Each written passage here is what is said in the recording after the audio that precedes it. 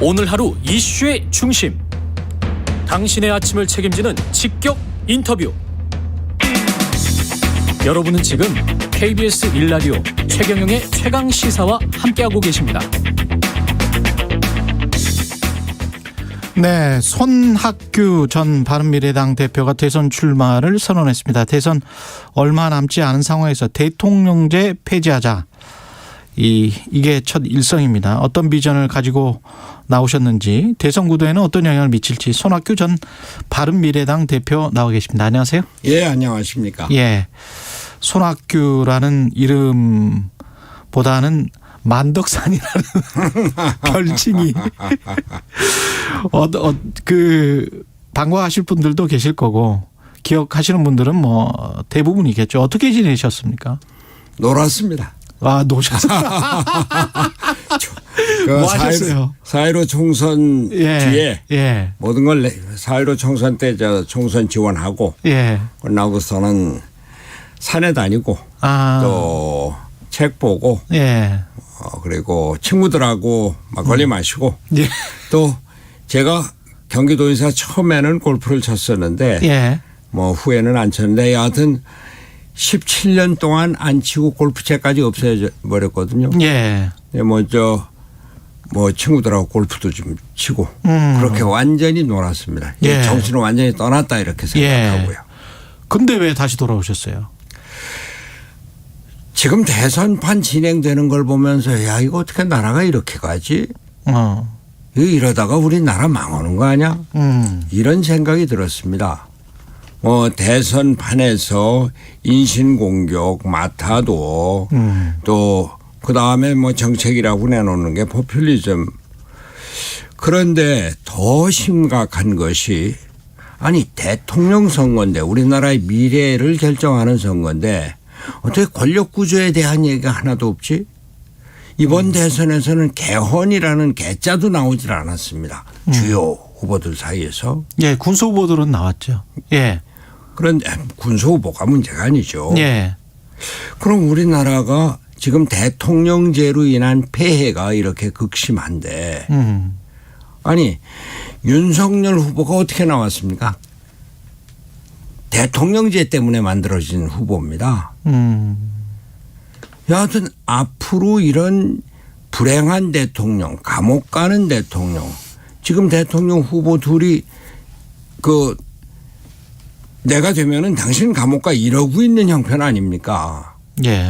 더 이상 불행한 대통령, 감옥 가는 대통령을 만드는 이런 제도는 우리가 다시 검토를 해야 되는데 여기에 대한 검토나 담론이 전혀 없어요. 제가 정치를 15년 하고 그 정치를 30여 년 하고 대통령 하겠다고 생각한 게 벌써 15년 됐습니다. 3번씩이나 대통령 출마하셨죠? 출마는 못했지만 경선에서 안 됐죠. 그러나 모든 걸 다 놓고 있다가 불과 한 일주일 남겨놓고 심각하게 생각했습니다. 근데 이제 대통령 선거가 석 달 남았는데 안 되겠다. 나라도 나서서 되건 안 되건은 둘째치고 우리나라 대통령 선거에 개헌이라는 담론, 87년 체제의 청산이라는 담론, 이것을 국민들에게 호소를 하고 국민들의 의식을 환기시키고 국민들의 생각을 좀 바꿔야 되겠다. 이런 생각에서 나왔습니다. 그럼 대통령제를 폐지하고 내각제로 가야 된다? 그냥 단순한 내각제 그러면은 작년 내각이 5.16으로 뭐 망가졌잖아. 일본 내각제가 뭐 총리 수상 임기가 평균 1년 정도밖에 안 되잖아.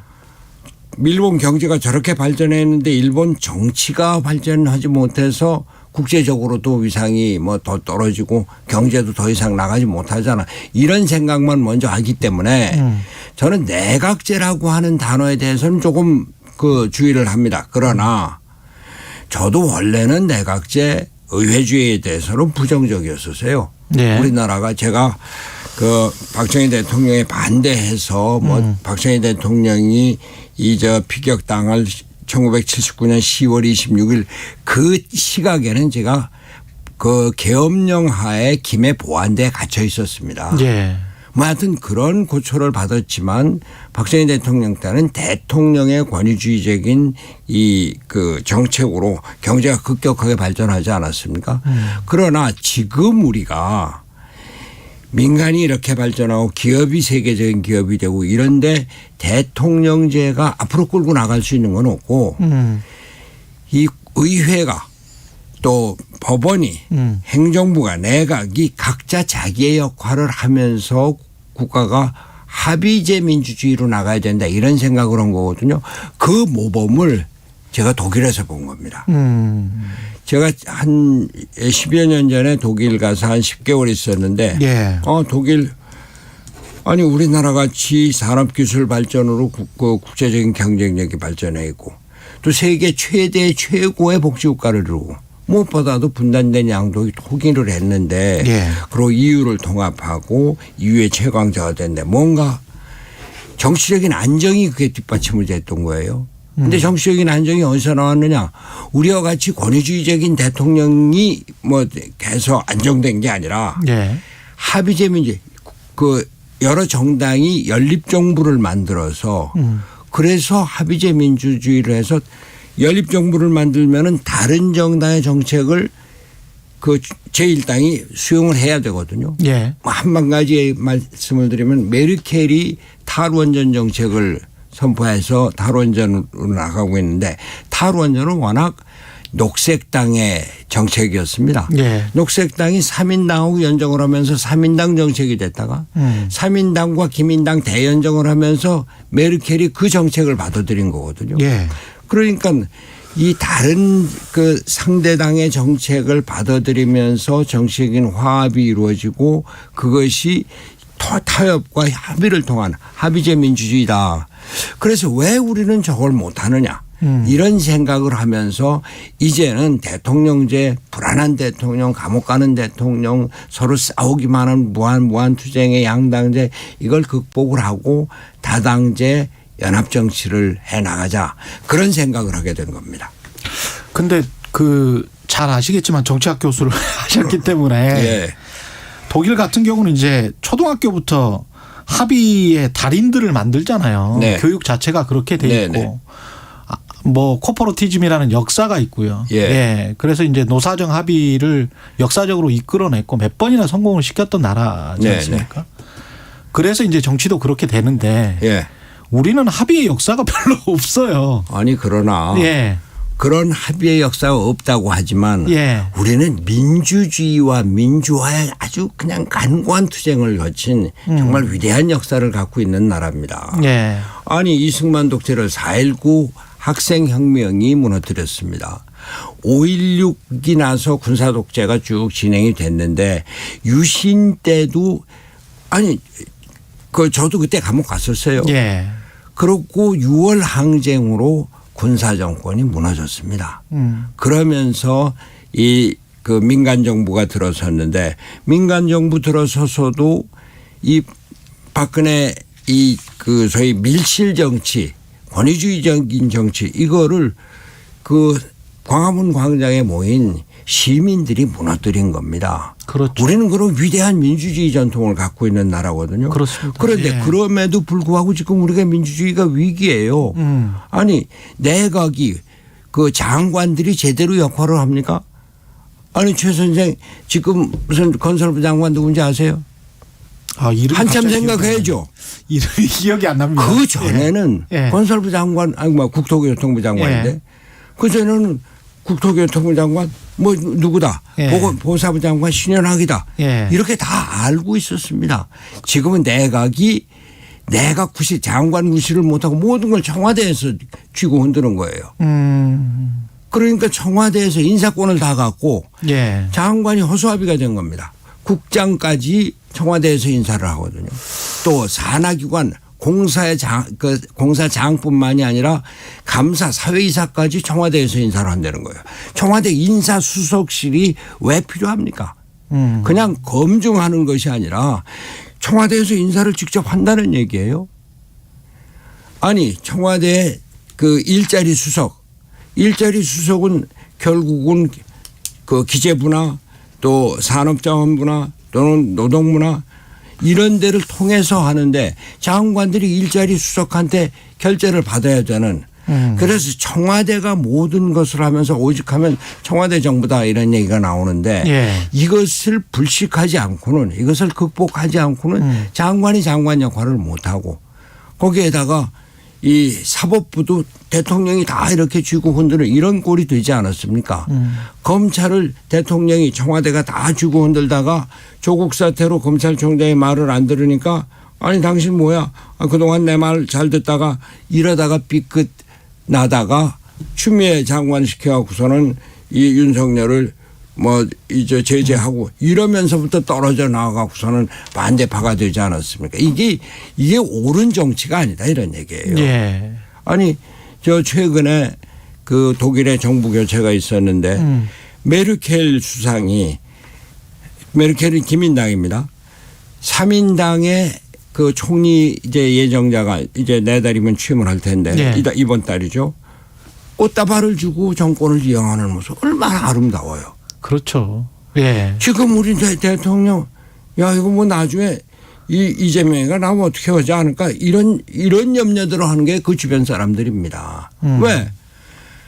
전두환이 노태우를 그 대통령을 시켰는데 노태우가 전두환을 저기 백담사에 입에 보내지 않았습니까? 그 노태우 대통령 때 김영삼이 3당 합당으로 와이스가 대통령 됐는데 와이스가 전두환 노태우를 구속시키지 않았습니까? 이 모든 게 대통령의 1인 권력이 너무 크기 때문에 결국 불안한 대통령이고 감옥 가는 대통령 예. 이런 나라를 이제는 우리가 G7 선진국입니다. G7이 초청받는 예. 그리고 우리가 목표가 우리 G7 넘어서 G5로 가자. 우리 그 반도체 강국이다. 그 자동차 배터리 강국이다. 이런 자부심이 있지 않습니까? 그런 선진국에 올라가는데 정치는 아니 우리 지금 현재 직전 대통령이 둘이 감옥에 가 있어요. 예. 그리고 그 전 대통령이 엊그저께 뭐 서거를 했는데 대통령이 조문은커녕 조화도 보내지 않고 비서실장도 보내지 않는 이런 나라가 됐습니다. 이게 정치적으로 우리는 부끄러운 줄 알아야 전두환도 되죠. 조문을 했었어야 된다라고 생각하세요? 전두환 대통령이 예. 5.18 그 학살의 주범이 뭐 본인이 사과를 안 했지만 그건 주범인 건 틀림이 없습니다. 예. 본인 사과 안 했습니다. 예. 그러나 죽었으면은 당신은 사과하지 않았지만 그 국민들에게 용서를 베풀고 갔어야죠. 그럼 내가 용서를 하겠습니다. 이랬어야 됩니다. 김대중 대통령이 대통령 취임하자마자 당선되자마자 와이스 대통령한테 전두환 사면하라고 그랬습니다. 그래서 사면됐습니다. 그 김대중 대통령이 청와대에 들어가서 전두환 노태우를 초청을 했습니다. 전직 대통령. 예. 그러면 그분이 김대중 대통령이 5.18 거기 직접 피해자인데 예. 전두환 대통령을 마음으로 용서했겠습니까? 그러나 대통령은 국민을 화합하는 통합하는 자리거든요. 대통령제를 그렇게 이제 비판을 하시면서 대통령이 어떻게 피해자 대신으로 네. 무슨 권력이 있다고 사과를 합니까? 아니 대통령이 너무 권력이 비대해서 지금 문제라고 말씀을 하셨잖아요. 예. 근데 5.18 피해자나 유족들을 대신해서 예. 대통령이 무슨 권력으로 예. 무슨 권한으로 사과를 하죠? 누가 사과를 해요? 현직 대통령이. 현직 대통령이 사과를 하려는 얘기가 아니라. 아니 어떻게 용서를 하죠? 무슨 방식으로 무슨 권한이 있어서? 죽은 사람이니까. 죽은 사람이니까. 당신 들어가서 이제 국민들에게 용서를 비십시오. 이렇게 기도하는 마음으로. 죽은 사람에게? 그렇죠. 예. 사람이 죽었는데. 아니 노무현 대통령도 예. 전두환 대통령을 2번이나 청와대에 초청했습니다. 예. 저는 딴 게 아니라 예. 이제 우리 대통령이 통합하는 대통령이 되고 편 가르는 대통령이 되지 말자. 아니 대통령제를 폐지하신다면서요. 아니 그러니까 지금 대통령이 막강한 권한을 갖고 있기 때문에 예. 국회의원들 중에 많은 사람들이 내각제나 그 독일식의 총리민주주의를 생각하는 분들이 있지만 말을 못 꺼내는 겁니다. 대통령이 나서서 내가 이제 우리나라 체제를 바꾸겠다. 필요하면은 내 임기 단축해서라도 하겠다. 이러면은 국회의원들이 자 좋습니다. 이런 게 나타날 국회의원들이 부지기수다 이런 말씀입니다. 예. 그래서 제가 예. 대통령이 되면 대통령제를 폐지하는 대통령이 되겠다.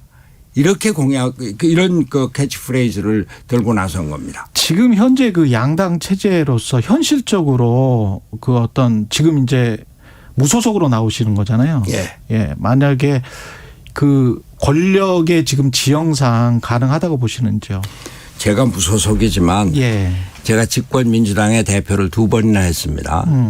대표를 하면서 야당 통합을 2번 다 일어났어요. 예. 지금 문재인 대통령과의 통합을 제가 한 겁니다. 많은 사람들이 당신이 그냥 그 민주당의 대통령 후보가 되면은 다른 당 그 사람들 끌어들이고 할 텐데, 근데 그때 박근혜 후보가 강력한 위치에 있었을 때 내가 대표 그 후보가 되는 게 문제가 아니다. 예. 야당 통합을 하는 것이 중요하다.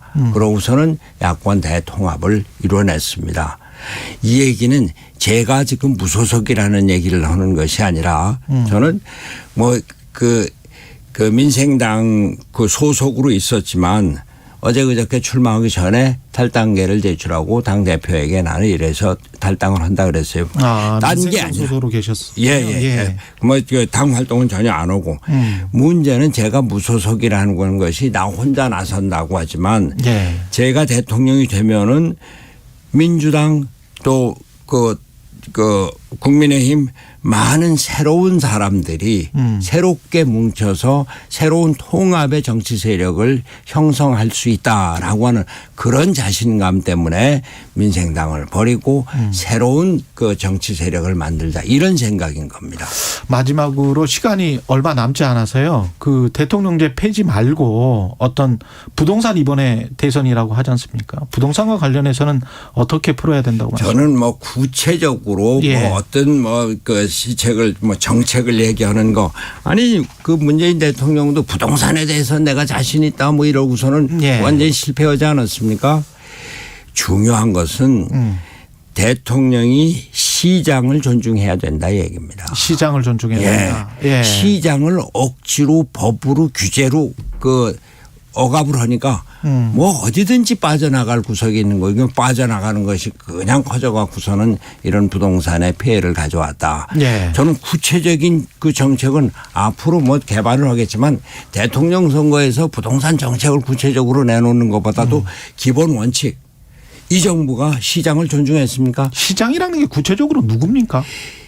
일반 시민들의 흐름이죠. 또 기업이 흐름. 부동산이면 매수자입니까? 매도자입니까? 시장이라는 게. 부동산 매수자 매도자 다 같이 있는 거죠. 시장이 부동산이 이 정부에서 부동산은 사람이 사는 거지 투자의 대상이 아니다라고 하지만 실제 시장에서는 부동산이 투자의 대상 아니에요. 예. 그런 걸 인정하고 나가야 된다 얘기죠. 예.